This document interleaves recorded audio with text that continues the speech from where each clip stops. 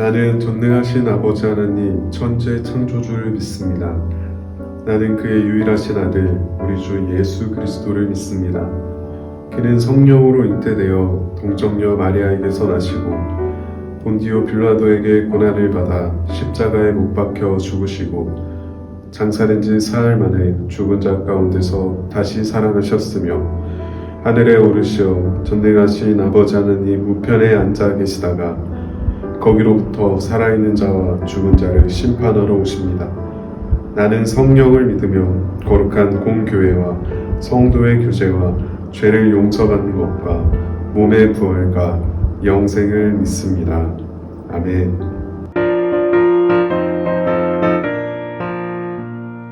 주님 약속하신 말씀 위에서 영원토록 주를 찬송하리라. 소리 높여 주께 영광 돌리며 약속 믿고 굳게 서리라. 굳게 서리 영원하신 말씀 위에 굳게 서리.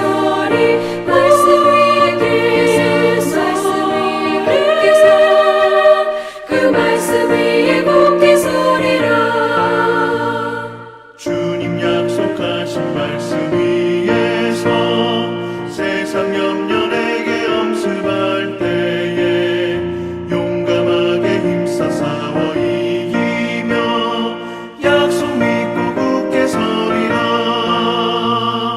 굳게 서리 영원하신 말씀 위에 굳게 서리.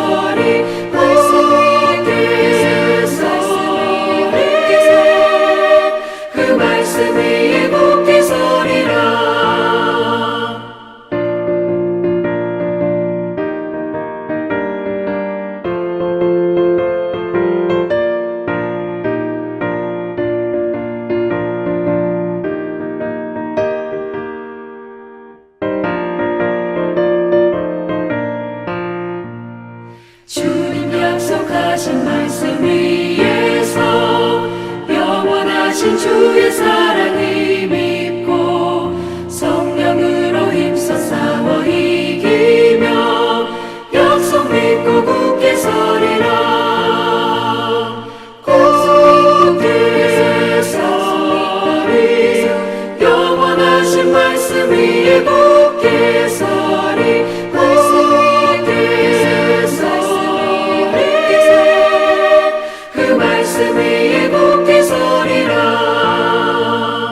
주님 약속하신 말씀 위에서 성령 인도하는 대로 행하며 주님 품에 항상 안식 얻으며 약속 믿고 굳게 서리라.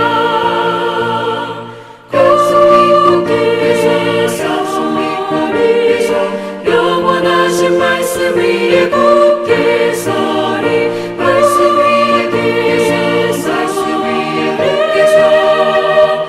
말씀 위에 굳게 서리라.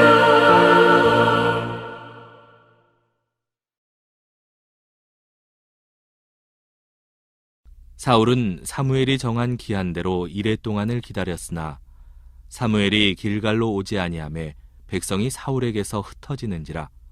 사울이 이르되 번제와 화목제물을 이리로 가져오라 하여 번제를 드렸더니 번제 드리기를 마치자 사무엘이 온지라. 사울이 나가 맞으며 문안하매 사무엘이 이르되 왕이 행하신 것이 무엇이냐 하니 사울이 이르되 백성은 내게서 흩어지고 당신은 정한 날 안에 오지 아니하고 블레셋 사람은 믹마스에 모였음을 내가 보았으므로 이에 내가 이르기를 블레셋 사람들이 나를 치러 길갈로 내려오겠거늘 내가 여호와께 은혜를 간구하지 못하였다 하고 부득이하여 번제를 드렸나이다 하니라. 사무엘이 사울에게 이르되 왕이 망령되이 행하였도다. 왕이 왕의 하나님 여호와께서 왕에게 내리신 명령을 지키지 아니하였도다. 그리하였더라면 여호와께서 이스라엘 위에 왕의 나라를 영원히 세우셨을 것이거늘 지금은 왕의 나라가 길지 못할 것이라. 여호와께서 왕에게 명령하신 바를 왕이 지키지 아니하였으므로 여호와께서 그의 마음에 맞는 사람을 구하여 여호와께서 그를 그의 백성의 지도자로 삼으셨느니라 하고 사무엘이 일어나 길갈에서 떠나 베냐민 기브아로 올라가니라. 사울이 자기와 함께한 백성의 수를 세어보니 600명 가량이라. 이스라엘의 초대 왕으로 세워진 사울은 성공적인 데뷔전을 치렀습니다. 암몬과의 전쟁에서 크게 승리한 사건이었습니다. 그렇게 이스라엘 백성들의 첫 왕은 성공적인 듯 했습니다. 그러나 사울이 세워진 뒤 불과 12장에서 사울이 세워진 뒤에 불과 한 장 뒤인 13장에서 사울은 아주 큰 실수를 범하게 되었습니다. 13장 말씀을 전체적으로 살펴보자면 사울의 아들이었던 요나단이 블레셋 군대의 수비대를 공격하게 됩니다. 그 사실에 화가 난 블레셋 군대가 수많은 병사들을 이끌고 지금 이스라엘을 공격하려고 이스라엘 앞에 진을 치고 있는 상황이었습니다. 성경에서는 이 블레셋 군대가 얼마나 컸다고 이야기하고 있냐면 당시에 탱크라고 불렸던 병거가 3만 명, 그리고 마병이 6천 명, 그리고 백성은 해변에 모래같이 많다고 나와 있습니다. 그래서 이스라엘 백성들은 이 수많은 군대를 보고 혼비백산하여 여기저기 숨고 매우 두려움에 떨고 있음을 13장에서는 말하고 있습니다. 이 소식을 들은 사울은 이 블레셋 군대와 싸우기 위해서 사람들을 모으기 시작했습니다. 암몬과의 전쟁에서 승리했던 경험을 바탕으로 사울은 백성들을 모으기 시작했고, 백성을 모은다는 소식을 들은 백성들은 하나 둘씩 길갈로 모이기 시작했습니다. 그러나 사람들은 모였지만 강대한 블레셋의 군대 앞에서 백성들은 떨고 있었고, 심지어 이스라엘을 떠나 도망가는 사람들까지 발생하게 되었습니다. 사울은 한시라도 빨리 신기일전에서 블레셋 군대를 기습하던지 블레셋 군대에게 총 공격을 가해야 했지만 사울은 바로 블레셋 군대를 공격할 수가 없었습니다. 왜냐하면 하나님께서 성경에서 나와 있진 않지만 사울에게 한 가지 말씀을 주셨기 때문입니다. 그 말씀은 전쟁에 나가기 전에 사무엘과 함께 하나님 앞에 제사를 드리라는 하나님의 말씀이었습니다. 그러나 현재 사울의 상황은 어떻습니까, 여러분? 사울은 이스라엘 왕이 된 지 얼마 되지 않은 사람이었습니다. 그리고 지금 강력한 블레셋 군대는 당장 이스라엘을 공격하기에 눈앞까지 와 있는 상황이었습니다. 게다가 모인 백성들은 모이기는 하였지만 두려움에 떨고 있는 사람들이 대부분이었습니다. 심지어 이스라엘을 버리고 도망을 가는 사람들까지 발생하게 되었습니다. 여러분, 그런데 이러한 상황에서도 사울은 기다려야 하는 힘든 시간을 보내고 있었던 것입니다. 그렇게 이 힘든 기다림의 시간을 지나 사무엘이 말했던 이레가 지났는데도 사무엘은 나타나지 않았습니다. 안 그래도 두려운 마음으로 떨고 있던 이스라엘 백성들은 사무엘이 나타나지 않자 지금 빨리 공격해서 나가야 하는데 시간이 점점 지체되자 백성들이 점점 흩어지기 시작했습니다. 이러한 상황 가운데서 오늘 본문 말씀에서는 사울 왕의 최대의 실수가 일어나게 된 것이었습니다. 사무엘이 오지 않자 조급해진 사울은 사람들에게 번제를 드릴 재료와 또 그리고 화목제물을 가져오라고 명령하였습니다. 그리고 나서 본인이 하나님 앞에 예배를 드리기 시작했습니다. 그렇게 하나님 앞에 제사가 끝나갈 무렵에서야 사무엘이 도착을 하게 되었습니다. 사무엘은 대수롭지 않게 사무엘에게 가서 문안을 갖지만 이미 제사가 드려진 모습을 본 사무엘은 사울의 행동을 망령되었다고 표현하고 있습니다. 사랑하는 여러분, 사무엘이 사울에게 망령되었다고 말할 만큼 사울왕은 큰 실수를 범했는데 이 사울의 근본적인 잘못은 무엇이었을까요? 제사를 드린 것이었을까요? 사무엘이 제사를 드렸어야 하는데 사울이 제사를 드려버린 것이었을까요? 아닙니다. 사울의 근본적인 죄는 13절에 나와 있듯이 하나님의 명령을 지키지 않은 것에 있었습니다. 하나님께서는 사울을 통해 이스라엘 백성들을 강대하게 세워가실 의향이 있으셨습니다. 그리고는 그런 사울을 사용하시기 위해서 첫 번째 미션을 주십니다. 그것은 블레셋과 싸우기 전에 하나님 앞에 먼저 사무엘과 함께 제사를 드리라는 하나님의 명령이었습니다. 그런데 사울은 이 첫 번째 명령부터 불순종하는 모습을 보이고 있는 것입니다. 사랑하는 여러분, 여러분들은 하나님의 말씀에 순종하는 여러분들 되시기를 소망합니다.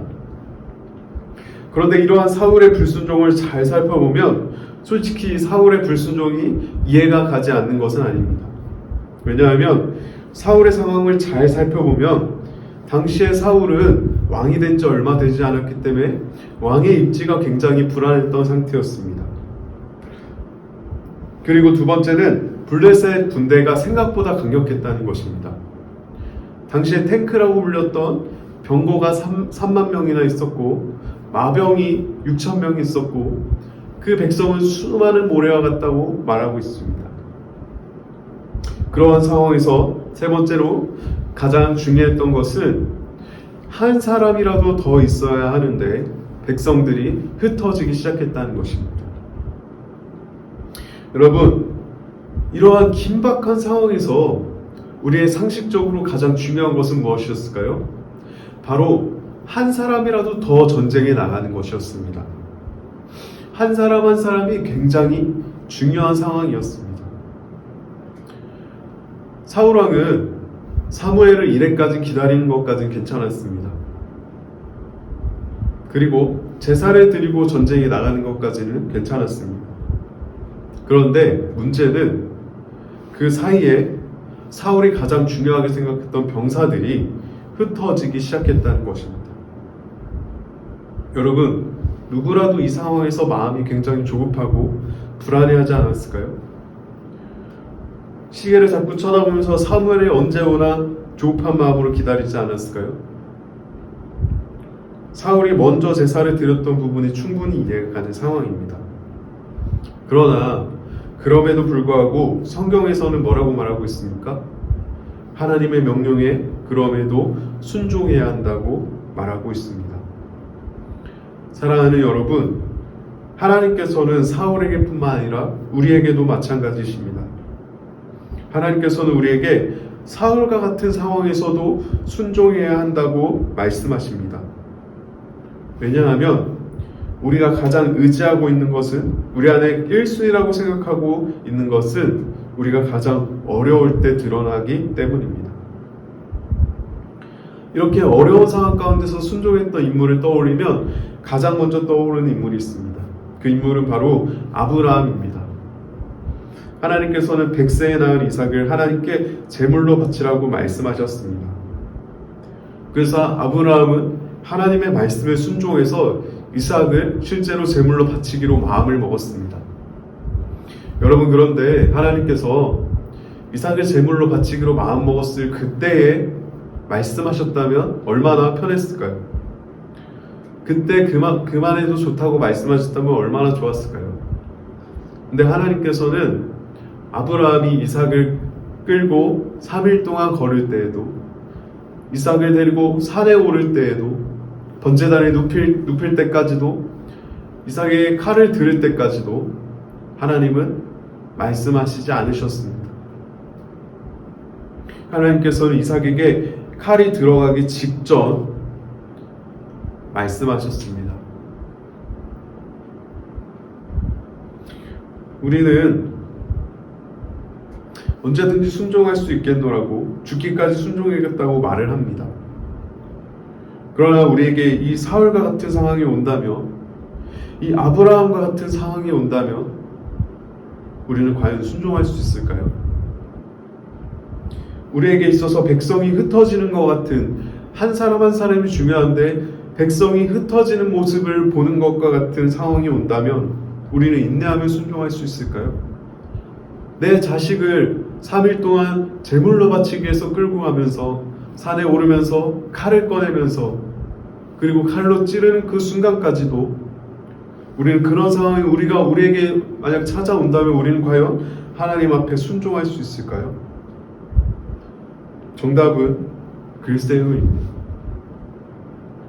그렇다면 우리가 아브라함과 같이 순종하기 위해선, 사울 왕과 같이 실수하지 않기 위해서는 우리가 어떻게 해야 될까요? 정답은 매우 간단합니다. 순종의 자리로 나아가면 됩니다. 하나님께서는 우리에게 처음부터 아브라함과 같은, 오늘 본문에 나왔던 사울과 같은 순종의 자리로 우리를 내몰지 않으십니다. 하나님께서는 우리에게 각자의 수준에 맞는 순종을 요구하십니다. 다른 사람을 용서해라, 누구에게 복음을 전해라, 누구에게 사랑한다 말해라 등등 내가 할 수 있는 순종을 하나님께서는 요구하십니다. 우리는 그 명령의 말씀에 순종해 나가면 되는 것입니다. 아브라함이 이삭을 바치는 순종을 할 수 있었던 이유는 아브라함에게 이삭을 바치기까지 조그만한 순종이 계속 쌓여 있었기 때문입니다. 조그만한 순종은 하나님께 대한 신뢰가 되고, 하나님을 신뢰하게 되면 아브라함과 같이 더 큰 순종을 할 수 있게 되는 것입니다. 사랑하는 여러분, 오늘 말씀을 통해 여러분들에게 하고 싶은 말은 조그만 순종의 자리로 나아가라는 것입니다. 그러나 우리는 순종할 생각이 전혀 없다는 것입니다. 그러니 우리가 오늘부터 하나님 앞에 순종의 자리로 나아가겠다고 마음을 먹어야 합니다. 저는 순종의 자리로 나아가기 위해서 가장 쉽고 좋은 방법 중 하나는 하나님의 말씀을 묵상하는 것이라고 생각합니다. 매일매일 오늘 나에게 주시는 하나님의 말씀을 듣기 위해서 연습하다 보면 하나님께서는 나에게 무엇인가를 요구하실 것입니다.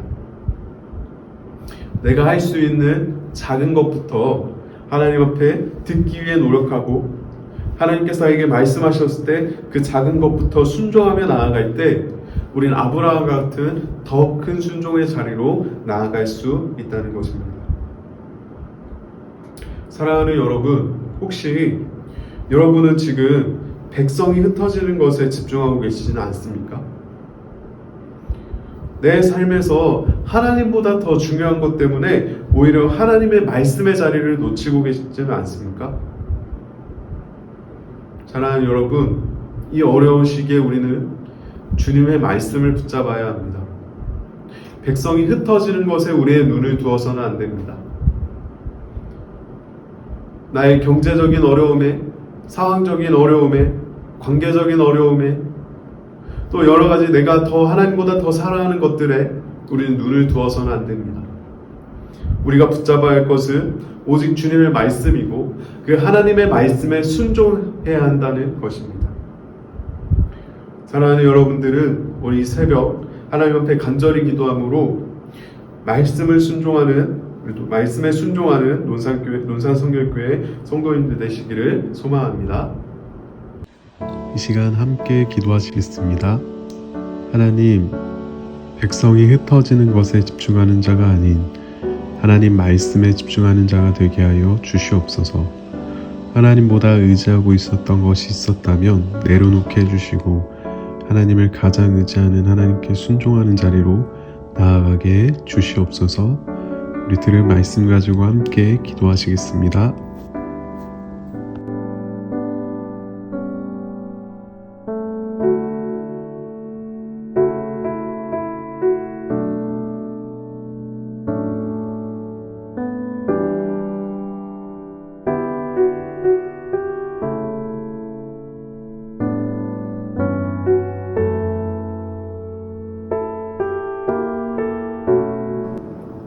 주기도문으로 예배를 마치도록 하겠습니다.